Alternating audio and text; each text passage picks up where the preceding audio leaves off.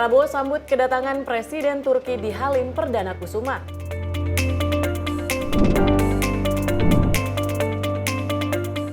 Sebanyak 505 kepala daerah terpilih akan dilantik.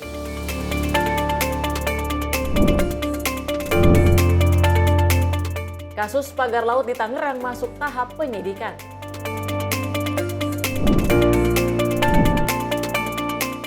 LA Lakers mengalahkan Utah Jazz dengan skor 132-113.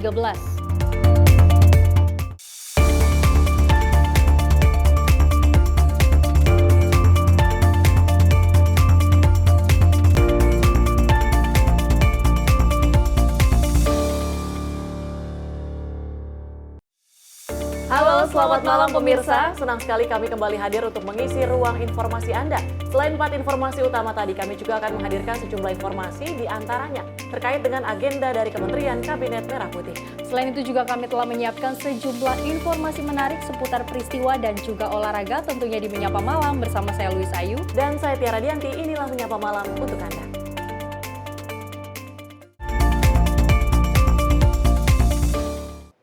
Menyapa Malam kami awali dengan informasi di mana Presiden Prabowo Subianto menyambut resmi kedatangan kenegaraan dari Presiden Republik Turki di Lanut Halim Perdana Kusuma.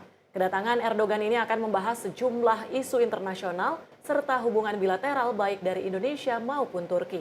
Ditemani Ibu Negara, nantinya Presiden Turki tersebut akan berada di tanah air selama 2 hari lamanya. Usai menyambangi Malaysia, Presiden Republik Turki Recep Tayyip Erdogan bertolak ke Indonesia dan disambut Presiden Prabowo Subianto di Lanut Halim Perdana Kusuma selama 2 hari. Kehadiran Erdogan ke Indonesia akan membahas sederet isu internasional yang terus menjadi hingga kini. Penyambutan pun dilakukan di Lanut Halim Perdana Kusuma pada petang hari ini dan akan bertolak menuju Istana Bogor, tempat kediaman Presiden Prabowo Subianto. Kedatangan Erdogan pun bakal meningkatkan hubungan diplomatik antar kedua negara, serta kunjungan Perdana Erdogan di era pemerintahan Prabowo Subianto sebagai Presiden Indonesia. Susunan pembahasan yang bakal dibahas pada kesempatan ini juga akan menggelar pertemuan Dewan Kerjasama Strategis Tingkat Tinggi atau HLSC. Isu Gaza pun akan turut dibahas pada pertemuan ini guna menaruh rasa perdamaian di Palestina. Melalui pertemuan ini, Indonesia dapat meningkatkan kerjasama bilateral dengan Turki serta memperbesar peluang kerjasama ekonomi untuk meningkatkan pertumbuhan ekonomi nasional ke depannya. Dari Jakarta, tim redaksi Sinpo TV melaporkan. Pemirsa, Presiden Prabowo Subianto mengapresiasi berbagai inisiatif yang diusung Muslimat Nahdlatul Ulama, terlebih program-program tersebut dinilai telah berkontribusi positif terhadap pembangunan bangsa. Hal itu disampaikan Presiden Prabowo dalam Kongres Muslimat NU yang mengusung tema Merawat Tradisi, Menguatkan Peradaban di Surabaya, Jawa Timur. Presiden Prabowo Subianto mengatakan dirinya terkesan dengan program-program Muslimat NU yang menurutnya telah berkontribusi positif terhadap pembangunan bangsa. Selain itu, dalam kesempatan ini, Prabowo juga menyampaikan rasa hormatnya kepada Muslimat dan NU atas kontribusi besar dalam upaya meningkatkan kesejahteraan rakyat. Saya menyampaikan penghargaan kepada Muslimat, kepada NU yang membesarkan Muslimat. Luar biasa. NU dalam sejarahnya, dalam tradisinya, dalam setiap krisis bangsa, NU muncul untuk menyelamatkan bangsa. Saya sangat terkesan dengan program-program Muslimat. Program-program Ketua Umum Muslimat. Mustika Darling. Ini sangat menentukan. Memang benar Ibu Khofifah bisa nangkap. Kita harus sekarang sadar lingkungan. Kita harus menjaga kebersihan. Dan itu pun kita dapat pelajaran bahwa kebersihan adalah sebagian dari iman. Kebersihan, kebersihan, kebersihan. Dan keindahan. Kita perlu menjaga sekitar kita. Presiden pun berharap kontribusi keluarga besar Muslimat NU terhadap pembangunan bangsa, lingkungan, dan masyarakat dapat terus terjaga. Tim redaksi Sinpo TV melaporkan. Sementara itu, Wakil Presiden Gibran Rakabuming Raka meninjau pelaksanaan program prioritas pemerintahan Presiden Prabowo Subianto, yaitu makan bergizi gratis. Ia meninjau langsung pelaksanaan program tersebut di SMA Negeri 10 Surabaya. Wakil Presiden Gibran Rakabuming Raka meninjau langsung pelaksanaan program makan bergizi gratis di SMA Negeri 10 Surabaya pada Senin pagi 10 Februari 2025.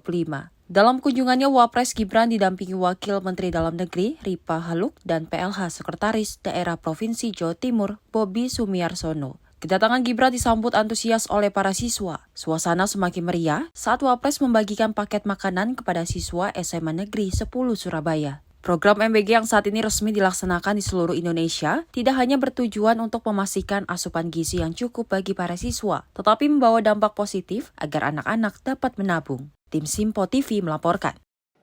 Pemirsa, Menteri PKP Marwarar Sirait melakukan pertemuan bersama Menteri BUMN Erick Thohir di mana membahas penggunaan 5 lahan milik BUMN untuk dimanfaatkan sebagai lahan pembangunan proyek 3 juta rumah pada Senin lalu.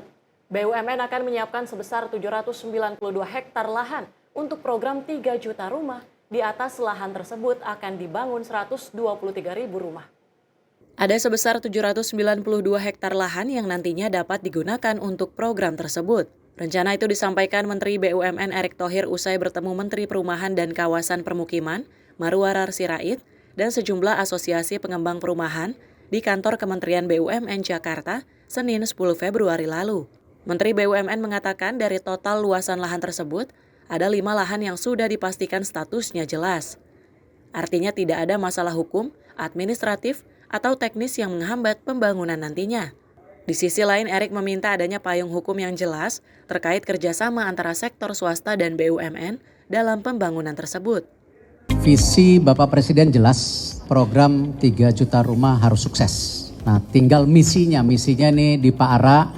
Seperti arahan Bapak Presiden Prabowo, negara dalam konteks ini BUMN bersinergi juga dengan pengusaha besar, menengah, dan pengusaha kecil dan pengusaha lokal. Dan saya senang apa yang kita persiapkan hari ini, Pak Erick sebagai Menek BUMN bekerja dengan cepat, dengan nyata. Jadi ini adalah suatu langkah nyata saya rasa Pak Erick ya, yang sangat terbuka membantu kami.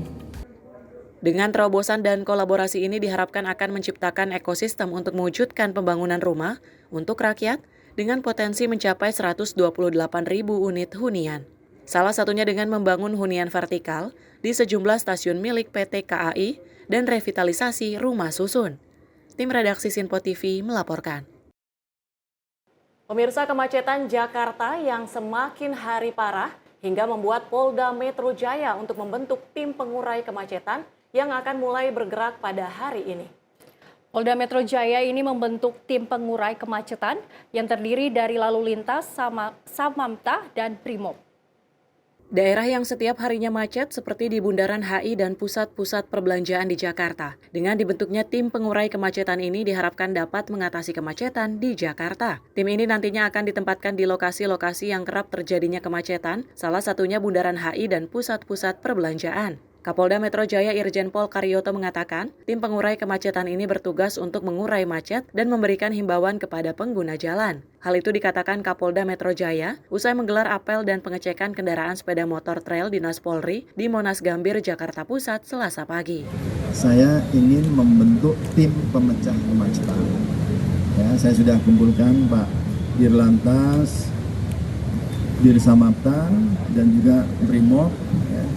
Jadi nanti intinya ketika ada kemacetan, mudah-mudahan dalam waktu segera 1-2 hari sudah bisa merapat ke tempat-tempat yang sangat numpuk. Contoh misalnya, hari Minggu, Sabtu itu kalau kita lihat volume kendaraan di Jakarta tentunya berkurang lebih dari 50%.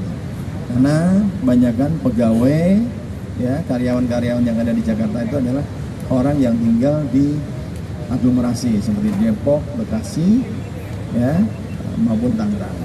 Sehingga agak aneh kok hari Sabtu dan Minggu macet. Tapi kenyataannya di seputaran HI macet. Nah itu nanti saya minta ditempatkan anggota-anggota yang siap mengurai. Ya memang ketika ada kemacetan begitu, normalnya sebuah traffic light yang normal itu pasti akan dibikin tidak normal. Ada pengaturan-pengaturan tambahan yang kita katakan sebagai diskresi. Yang paling panjang antriannya kita dahulukan. Mungkin 21 di sana 2 kali, yang di sini 1 kali.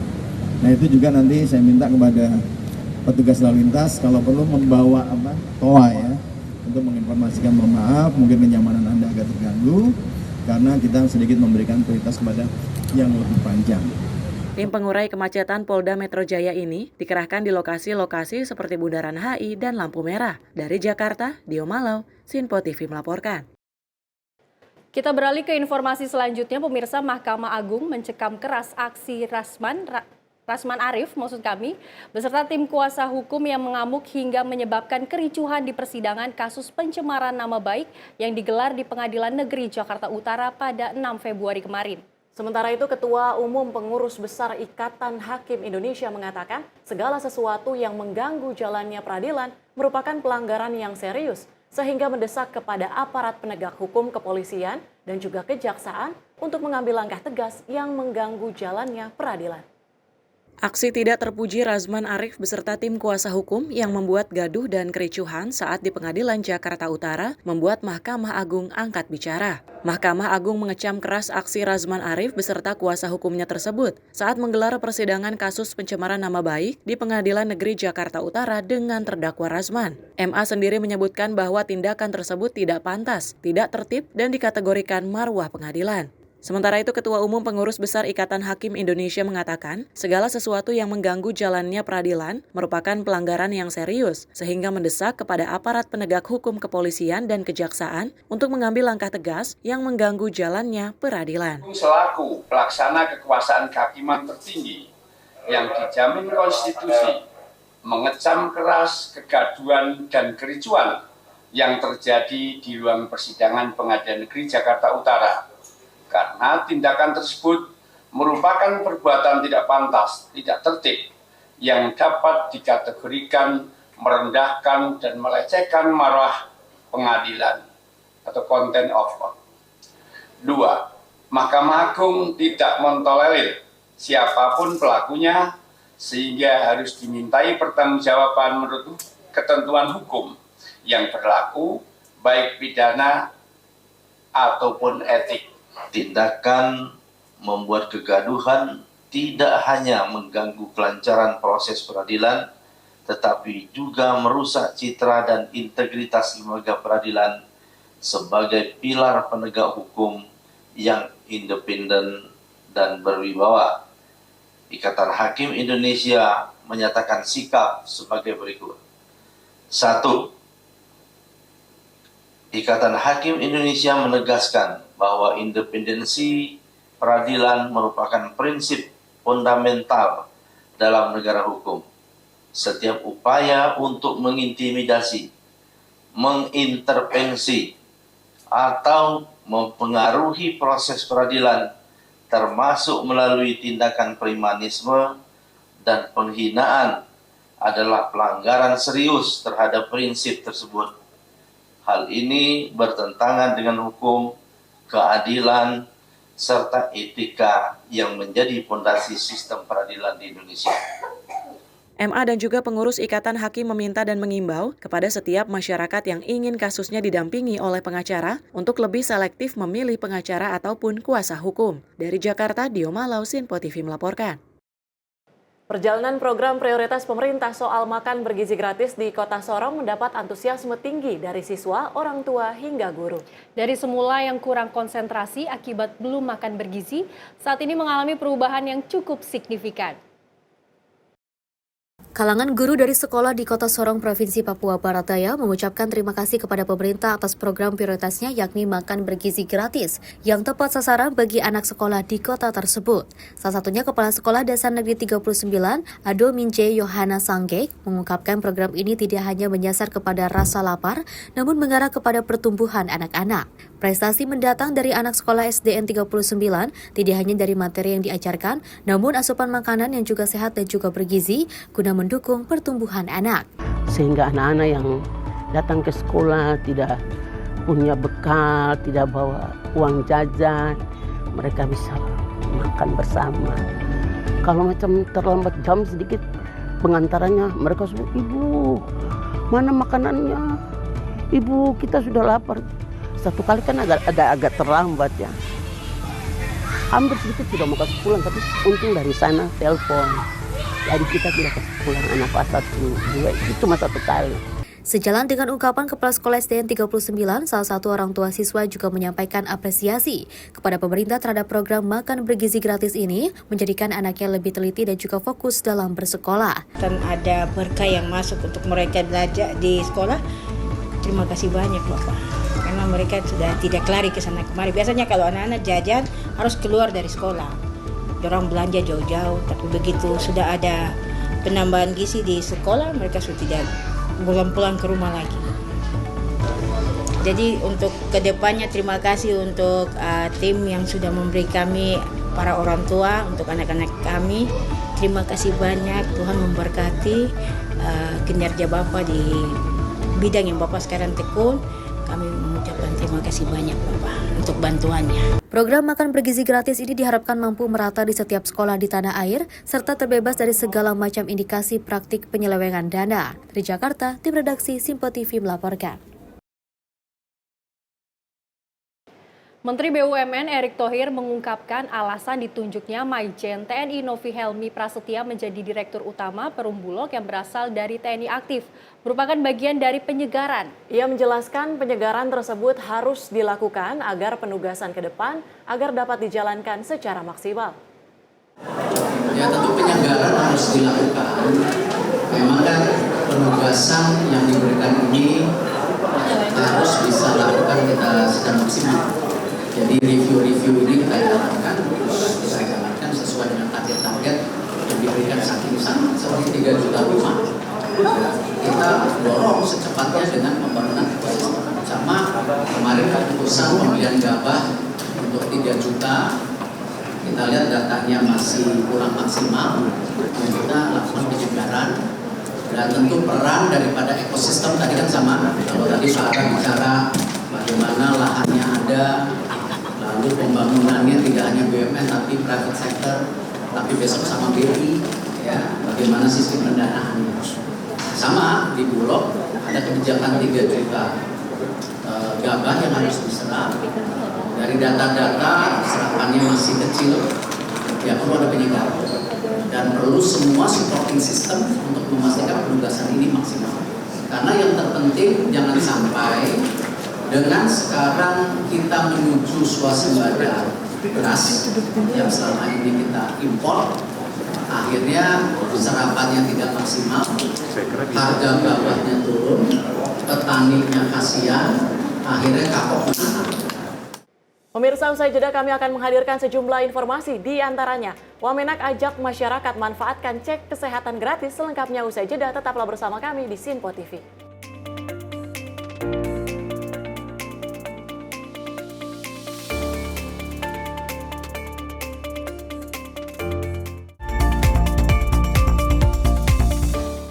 Halo, selamat pagi pemirsa Simpo TV. Selamat pagi Andi. Selamat pagi, Fen. Beragam informasi terbaru hadir menemani Anda sebelum memulai hari. Itu memang dari Menteri Perhubungan juga mendukung, Betul. dari Menteri Keuangan juga mendukung, dan kita sebagai masyarakat pun juga harus mendukung. Mengangkat isu yang tengah menjadi pembicaraan paling hangat. Semarakan pagi Anda bersama Menyapa Pagi. Setiap Senin hingga Jumat pukul 6 pagi. Hanya di Simpo TV. Halo pemirsa, kami kembali hadir dengan sejumlah informasi yang kami himpun dari berbagai penjuru dunia. Rangkaian informasi yang membuat akhir pekan Anda begitu bermakna. Sebuah kelompok di Afrika Selatan memberikan layanan pertunjukan film dengan tenaga surya. Berita yang menjadi sorotan media dari dalam dan luar negeri. Kami hadirkan untuk menemani pekan Anda dalam Simpo Dunia Sepekan, Sabtu dan Minggu pukul 9 pagi. Hanya di Simpo TV. Kami hadir dengan rangkaian informasi dari berbagai penjuru dunia. Topik dan isu yang tengah menjadi sorotan mancanegara dikemas dengan lengkap untuk Anda.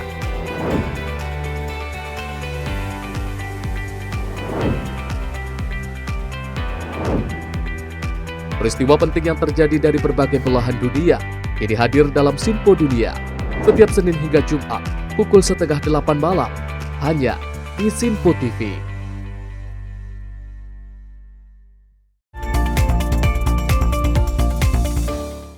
Terima kasih pemirsa masih tetap bersama kami di Penyapa Malam. Pemirsa, Wakil Menteri Agama Romo Muhammad Syafi'i menghadiri peluncuran program pemeriksaan kesehatan gratis di Puskesmas Pasar Minggu, Jakarta Selatan pada Senin pagi. Dalam kunjungannya, ia berharap program ini dapat terus berjalan dan menjadi salah satu wujud nyata perhatian pemerintah dalam meningkatkan kesehatan masyarakat Indonesia. Wakil Menteri Agama Romo Syafi'i menghimbau atau menginstruksikan kepada seluruh satker Kementerian Agama di seluruh Indonesia baik di provinsi, kabupaten kota, kecamatan kelurahan, penyuluhan agama, rektor kepala-kepala madrasah mulai dari tingkat aliyah, tsanawiyah, dan ibtidaiyah untuk ikut mensosialisasikan program Presiden Republik Indonesia Cek Kesehatan Gratis atau CKG seluruh lapisan masyarakat. Udah daftar? Ibu juga? Ini adalah janji Presiden kita.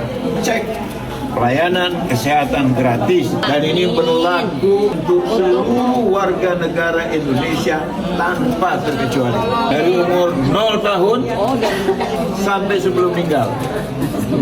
Makan bergizi gratis dan cek kesehatan gratis diketahui merupakan bentuk keberpihakan dan perhatian Presiden Prabowo pada seluruh rakyat Indonesia karena mencegah lebih baik daripada mengobati. Romo Syafi'i menjelaskan program CKG ini merupakan janji Presiden Prabowo Subianto yang telah sejak lama beliau ingin jalankan karena terinspirasi dari pasal 28 Undang-Undang 1945 yang memberikan hak kepada seluruh rakyat Indonesia untuk mendapatkan pelayanan kesehatan yang layak. Tim redaksi Sinpo TV melaporkan.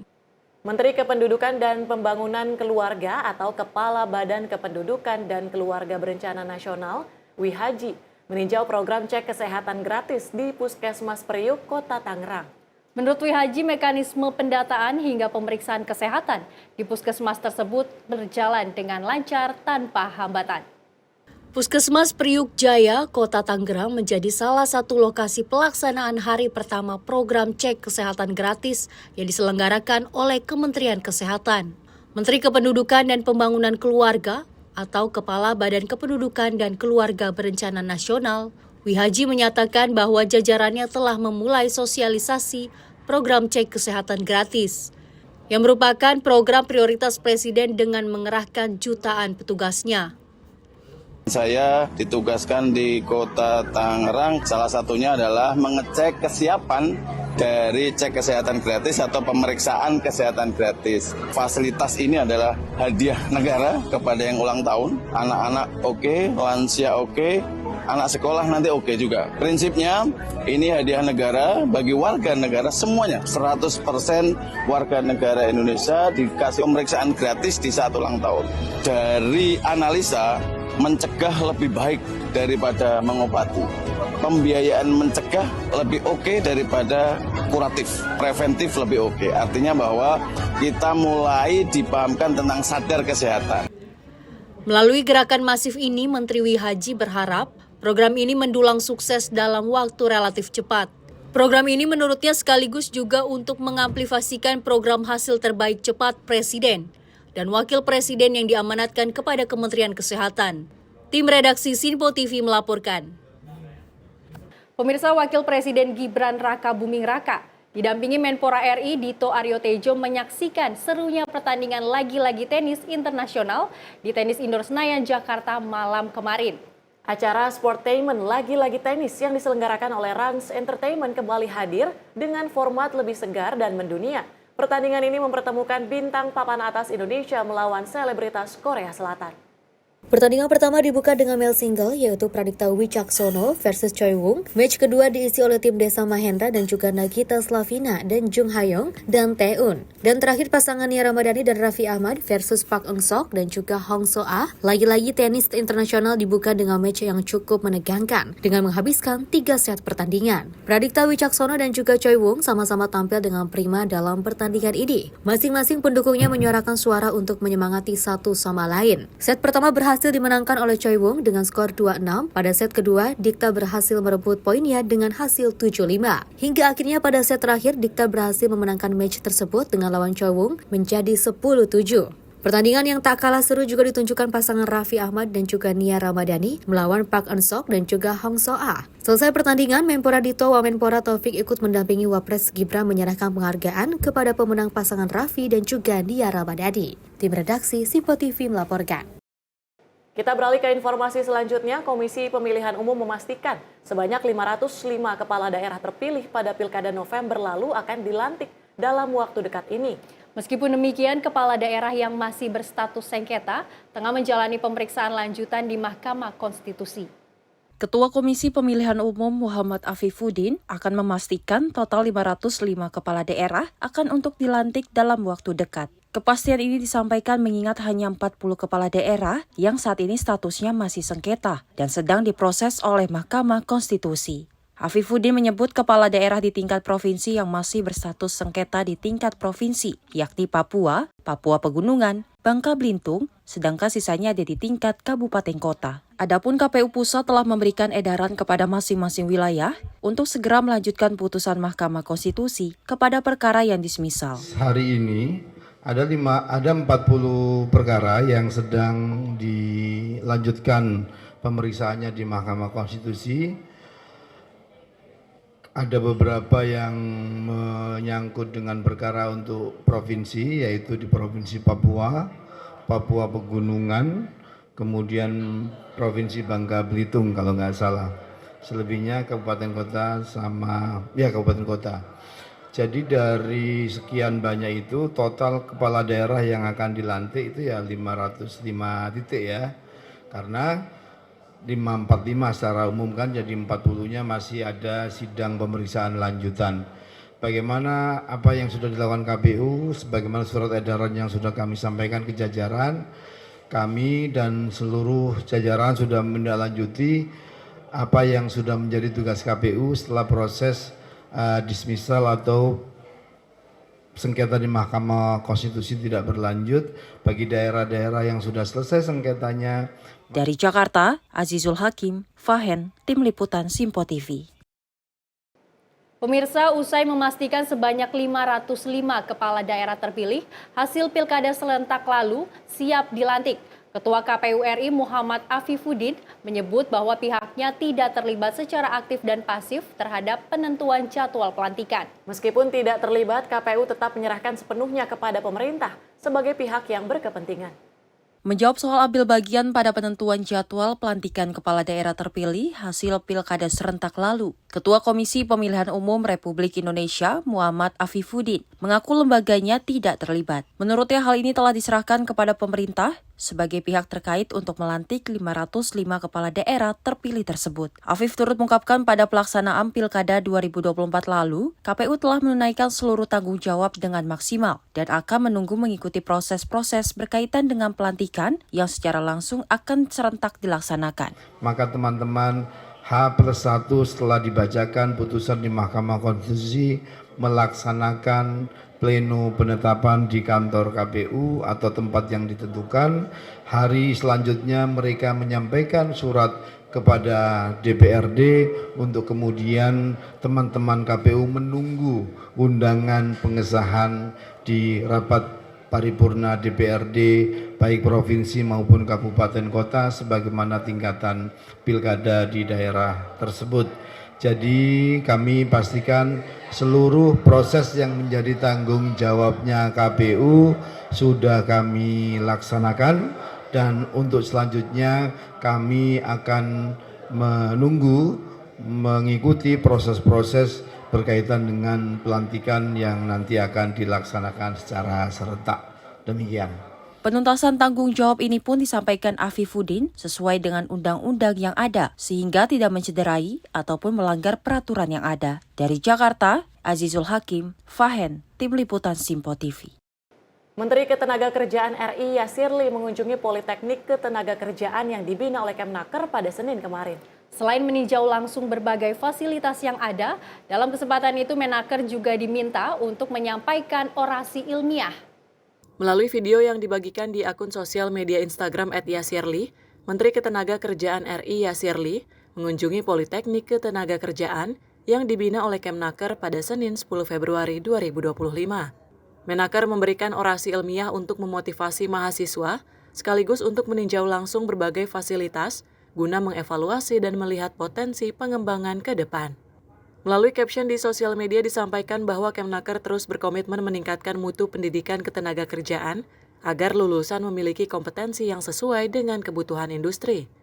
Hari ini saya diminta untuk memberikan orasi ilmiah kepada para mahasiswa untuk memberikan semangat dan motivasi kepada mereka.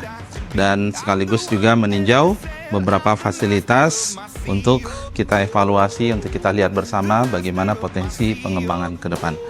Dari Jakarta, tim redaksi Sinpo TV melaporkan. Pemirsa, Wakil Ketua Komisi 12 DPR, Bambang Haryadi bersama Kementerian Lingkungan Hidup menyegel gedung hotel milik PT MNC Land saat melakukan sidak di kawasan ekonomi khusus Lido, Jawa Barat pada hari Senin 10 Februari 2025 kemarin. Bambang yang memimpin sidak itu mengungkapkan ada sejumlah pelanggaran dari proyek besutan pengusaha Hari Tanu Sudibyo. Salah satunya adalah pendangkalan pada Danau Lido. Bambang berujar, pihaknya menemukan indikasi pembiaran dan bahkan belum ada analisis mengenai dampak lingkungan hidup dari pembangunan proyek tersebut. Politikus Partai Gerindra ini menekankan, sebagai panitia kerja Komisi 12 Lingkungan Hidup akan mengawasi kinerja pemerintah, khususnya soal proyek KEK Lido.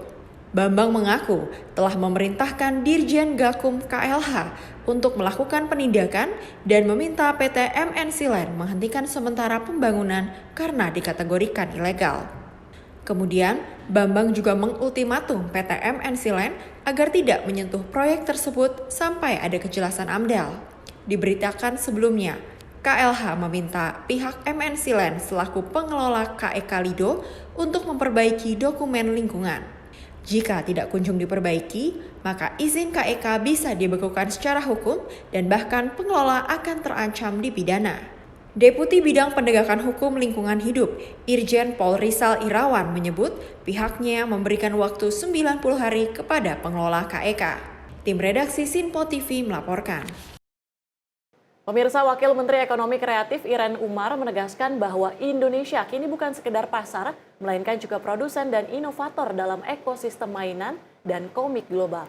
Hal ini ia sampaikan saat menghadiri The Jakarta 20th Toys Comic Fair 2025 di Balai Kartini, Jakarta.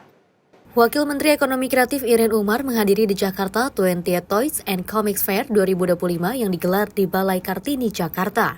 Acara tahunan ini menjadi ajang pertemuan bagi kreator, kolektor, dan juga penggemar mainan serta komik baik dari dalam maupun luar negeri. Tahun ini pemeran diikuti oleh 200 stand dengan 25% diantaranya berasal dari luar negeri yang mencerminkan daya tarik industri kreatif Indonesia di tingkat internasional.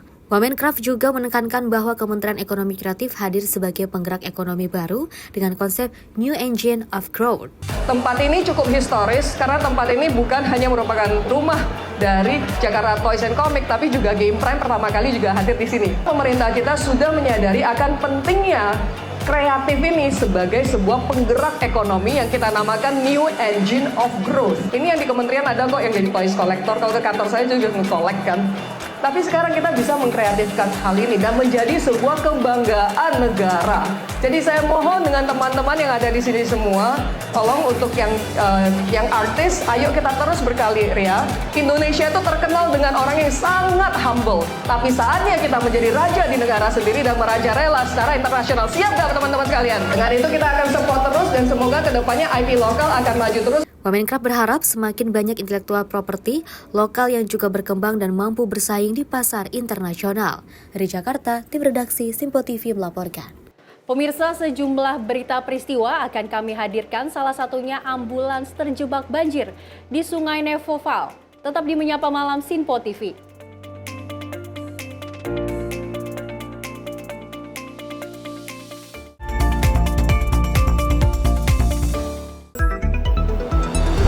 Jadilah yang pertama mengetahui perkembangan terkini seputar informasi dari lembaga parlemen. Punya data nasional, tidak ada satupun backup berarti kan?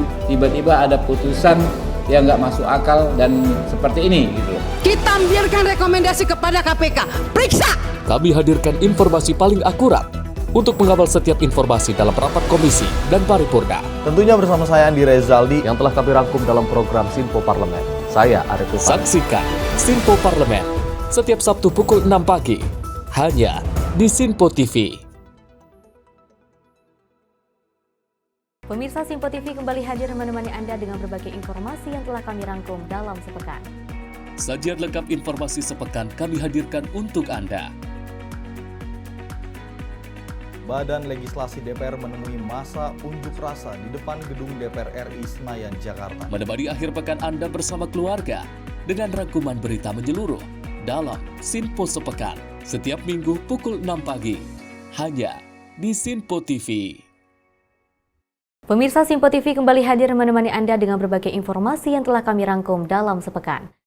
Sajian lengkap informasi sepekan kami hadirkan untuk Anda. Badan Legislasi DPR menemui masa unjuk rasa di depan gedung DPR RI Senayan, Jakarta. Menemani akhir pekan Anda bersama keluarga dengan rangkuman berita menyeluruh dalam Sinpo Sepekan setiap minggu pukul 6 pagi hanya di Sinpo TV.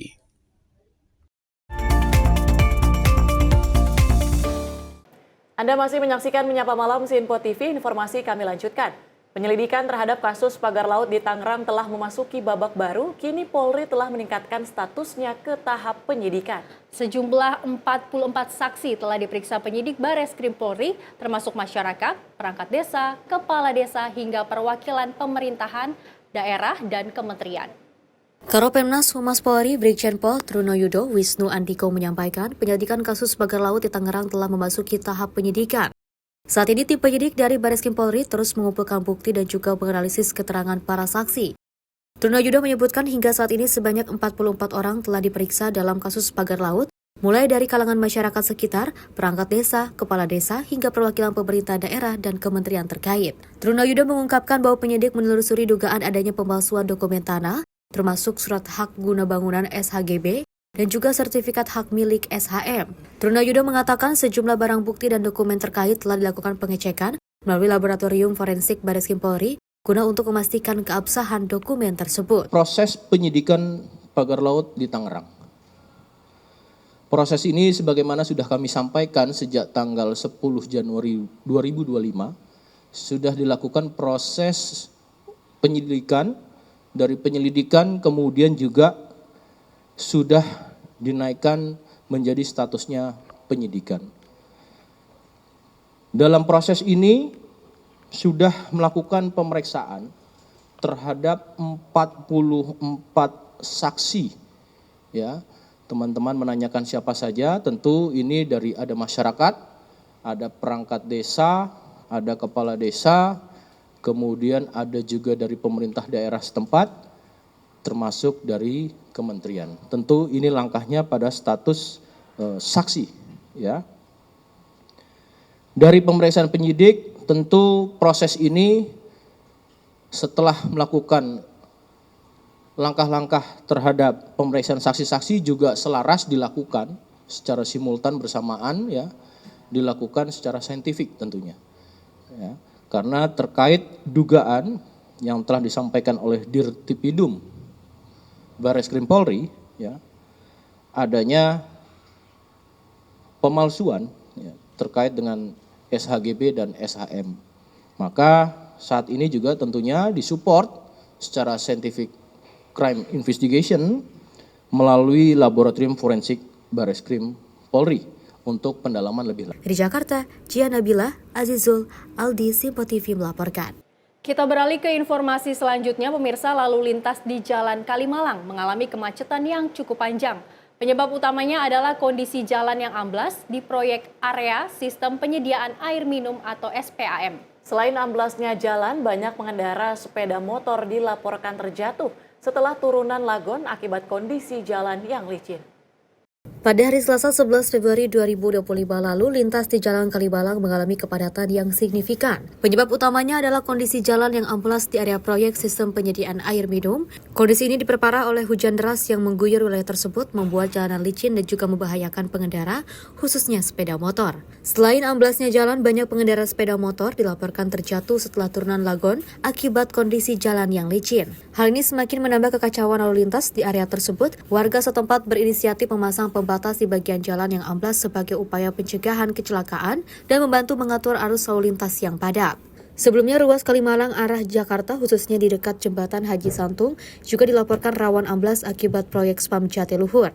Kejadian ini menunjukkan bahwa proyek-proyek konstruksi di sepanjang Kalibalang perlu diawasi dengan ketat untuk mencegah kejadian serupa terulang kembali dan mengganggu kenyamanan serta keselamatan pengguna jalan. Dari Jakarta, Alwendi, Tim Simpo TV melaporkan. 5 pelaku komplotan curanmor berhasil ditangkap unit Reskrim Polsek Palmerah. Dari 5 tersangka yang berhasil diamankan, 3 orang diantaranya merupakan residivis kasus serupa, sementara 2 pelaku lainnya merupakan pasangan suami istri yang berperan sebagai penadah barang hasil curian. Unit Reskrim Polsek Palmerah berhasil mengungkap kasus kejahatan pencurian kendaraan bermotor yang di dalamnya melibatkan 5 orang tersangka. Para tersangka diketahui berinisial R usia 28 tahun, A usia 22 tahun, dan F usia 25 tahun. Ketiga tersangka ditangkap petugas di 2 lokasi berbeda, yakni di kawasan Palmerah dan Kembangan, Jakarta Barat. Kapolsek Palmerah Kompol Eko Adi Setiawan menjelaskan, dari hasil pemeriksaan ketiga tersangka, mereka telah berulang kali melakukan aksi pencurian kendaraan bermotor di wilayah Jakarta Barat dan Jakarta Selatan. Bahkan ketiganya merupakan residivis atas kasus serupa. Tak sampai di situ, polisi juga mengamankan sepasang suami istri inisial B usia 30 tahun dan N usia 32 tahun, di mana pasutri tersebut diketahui merupakan penadah barang hasil curian para tersangka. Dalam kejadian ini, kami berhasil melakukan penangkapan terhadap 5 orang pelaku. Yang pertama yaitu inisial R, laki-laki umur 28 tahun, perannya yaitu sebagai eksekutor. Kemudian AH, laki-laki usia 21 tahun, perannya juga sebagai eksekutor. Yang ketiga, inisial F, laki-laki usia 24 tahun, perannya sebagai pilot. Kemudian yang keempat yaitu B, laki-laki, perannya sebagai penadah. Dan yang kelima, yang terakhir, N, perempuan, perannya juga sebagai penadah. Dari tangan kelima tersangka, polisi menyita barang bukti berupa alat dan hasil kejahatan, diantaranya 3 unit sepeda motor matic hasil curian, seperangkat obeng, dan kunci letter T, beserta mata kuncinya yang mereka gunakan saat beraksi. Atas perbuatannya, para pelaku dijebloskan ke jeruji besi Polsek Palmerah dengan sangkaan pasal 363 KUHP dan pasal 480 KUHP tentang tindak pidana pencurian dengan pemberatan dan tindak pidana penadahan dengan ancaman hukuman pidana maksimal 5 tahun penjara. Tim kontributor Sinpo TV melaporkan. Pemirsa, tumpukan sampah limbah rumah tangga dan industri konveksi rumahan menggunung di Jalan Inspeksi Jembatan Besi 1 Tambora, Jakarta Barat. Kondisi ini dikeluhkan warga setempat, pasalnya selain tumpukan sampah yang menutup sebagian ruas jalan, bau sedap yang ditimbulkan dari sampah ini juga dapat menjadi sumber penyakit. Sampah masih menjadi masalah utama ibu kota Jakarta. Selain merusak estetika keindahan kota, permasalahan sampah juga dapat mengganggu kesehatan bagi warga yang tinggal di sekitarnya. Salah satunya yang terlihat di Jalan Inspeksi Jembatan Besi 1 Tambora, Jakarta Barat. Di sini tumpukan sampah terlihat menggunung akibat banyaknya volume kubik sampah yang tak tertampung di TPS ini tumpah ruah ke jalan hingga menutup sebagian jalan inspeksi yang bersinggungan langsung dengan Kali Angke. Tak hanya sampah limbah rumah tangga, tumpukan sampah industri konveksi rumahan yang menghampar ke jalan juga terlihat di lokasi. Bahkan tak sedikit warga yang melintas menutup hidung dan mulut akibat bau busuk yang ditimbulkan dari sampah. Tentu saja kondisi seperti ini dikeluhkan warga setempat, pasalnya kondisi ini dapat mengganggu kesehatan warga setempat akibat bau tidak sedap yang ditimbulkan dari sampah, serta banyaknya lalat yang dapat membawa wabah penyakit. Sekarang ini bulan-bulan ini itu sampah sering menumpuk, jadi mengganggu anak-anak balita. Kalau pagi kan itu di depan sini buat peranti itu ngejemur, jemur baby begini nih. Semenjak ada sampah ya kita nggak bisa ngejemur lagi. Lebih dari ada kali lah berapa minggu sering. Asalnya kenapa Bu belum diangkut? Ya kurang tahu sih, kadang-kadang katanya kepenuhan, belum nyampe sini mobilnya udah penuh, dipenuhin sampah. Menindaklanjuti permasalahan ini, hari ini terlihat truk sampah beserta personil dari dinas terkait telah dikerahkan ke lokasi untuk mengangkut tumpukan sampah tersebut. Tim kontributor Sinpo TV melaporkan.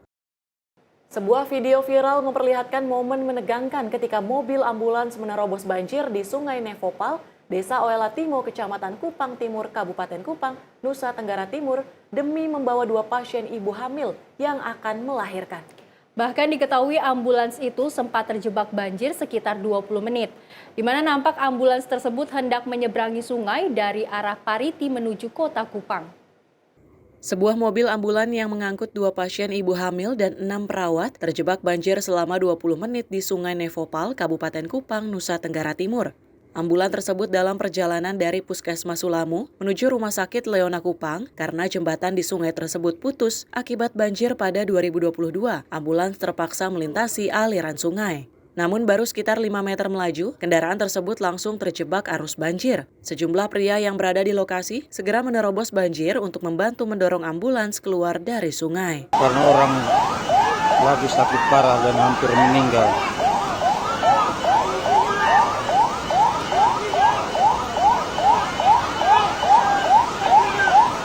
Relawan Risiko Bencana Kabupaten Kupang menyebut banjir ini disebabkan cuaca ekstrim yang melanda wilayah Kupang. Hingga kini Sungai Nevopal belum memiliki jembatan pengganti. Akibatnya setiap kali terjadi banjir, kendaraan harus mengantri untuk menyeberang dan baru bisa melintas setelah air surut. Tim redaksi Sinpo TV melaporkan.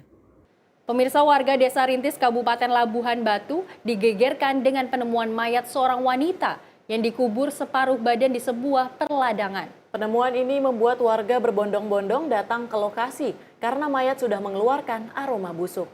Warga Desa Rintis Kecamatan Silangkitang Kabupaten Labuhan Batu Selatan digegerkan dengan penemuan mayat seorang wanita yang dikubur separuh badan di perladangan pada Senin 10 Februari 2025 sekitar pukul 17 waktu Indonesia Barat. Mayat tersebut ditemukan di salah satu kebun sawit di Desa Rintis. Penemuan ini membuat warga berbondong-bondong datang ke lokasi karena mayat sudah mengeluarkan aroma busuk. Menurut Kepala Desa Rintis, Hasran Ilham, penemuan mayat ini pertama kali diketahui oleh seorang warga yang hendak melihat ladang. Kapolsek Silangkitang membenarkan penemuan mayat wanita tersebut dan menyatakan bahwa mayat telah dievakuasi ke rumah sakit di Rantau Prapat untuk diotopsi. Polisi dari Polres Labuhan Batu Selatan sedang melakukan identifikasi mayat wanita tersebut. Diduga wanita tersebut merupakan korban pembunuhan. Dari Jakarta, Alwendi, Tim Sinpo TV melaporkan. Ratusan sopir truk kontainer menggelar aksi unjuk rasa di beberapa titik lokasi di Jakarta Utara, imbas minimnya respon terkait kesejahteraan sopir di perusahaan kontainer. Adapun aksi ini digelar mulai dari pagi hingga sore hari. Aliansi supir yang tergabung ke dalam keluarga besar sopir seluruh Indonesia menggelar aksi unjuk rasa terhadap pihak New Priok Container Terminal JICT atas kemacetan yang semakin meluas hingga menyebabkan sejumlah dampak seperti biaya logistik meningkat, kerugian finansial, tingginya resiko keselamatan kerja, aksi premanisme yang juga merajalela, serta kelelahan secara fisik dan juga mental bagi para pengemudi. Ketua Umum Keluarga Besar Sopir Seluruh Indonesia, Nuratmo, menyampaikan aksi ini dihadiri oleh 200 demonstran yang tergabung dari berbagai substansi. Ia juga mengungkapkan Pelindo sebagai BUMN dari pihak pemerintah tidak menindaklanjuti laporan para pengemudi terkait minimnya fasilitas yang didapatkan hingga saat ini. Pemberitahuan terkait laporan ini pun telah dilayangkan KBSI kepada pihak Pelabuhan Bongkar Muat NPCT1, namun nihil respon sehingga aksi ini akhirnya digelar. Adapun fasilitas yang disebut Nuratmo menitik beratkan keberadaan sanitasi yang tidak layak ataupun mengalami kerusakan yang belum kunjung dibereskan pihak pelabuhan. Melalui aksi ini, aliansi tersebut menuntut pembatalan kebijakan Gate Pass, pelabuhan regulasi pelayanan bongkar muat barang, pemberesan kemacetan, mengurai aksi premanisme, pemberian fasilitas pelayanan yang juga memadai hingga berantas aksi pungutan liar ataupun pungli di kawasan pelabuhan. Karena memang dampak kemacetan ini salah satunya adalah kami supir itu dapat intimidasi dari preman dan segala macam. Seperti itu. Dan di sini adalah puncak kemacetan yang hampir setiap hari. Kita mengakui Jakarta itu macet, tapi di NPCT ini tiap hari, tidak kayak pelabuhan-pelabuhan. Ini sudah lama, jadi sudah berkali-kali kita bermediasi, baik dengan pihak KSOP, Pelindo dan segala macam. Tapi cuma dikasih janji-janji, Janjinya itu seperti apa? Boleh nggak dipaparkan? Salah satunya MCK akan disediakan, kemacetan penambahan gate dan segala macam akan itu. Tapi nyampe sekarang kemacetan, bongkar muat yang lama itu masih aja terjadi. Malah dulu pihak Pelindo sudah mengatakan apabila kita di dalam itu sampai 1 jam itu akan dikasih kompensasi yang masuk ke STID. Ini bukan malah dikasih kompensasi, malah STID buat dilakukan untuk membayar masuk ke pelabuhan. Dengan penuntutan ini, masa aksi akan menunggu respon dari pihak pelabuhan paling lambat sebelum Lebaran berlangsung. Jikalau tidak dipenuhi, KBSI akan menggelar aksi demo Jilid 2. Dari Jakarta, Max, juru kamera Rona Bayu, Tim Liputan Simpo TV melaporkan. Pemirsa, informasi olahraga tadi sekaligus menutup jumpa kita di Menyapa Malam kali ini. Saya Tiara Dianti, mewakili seluruh kerabat kerja yang bertugas, pamit undur diri. Terima kasih dan sampai jumpa.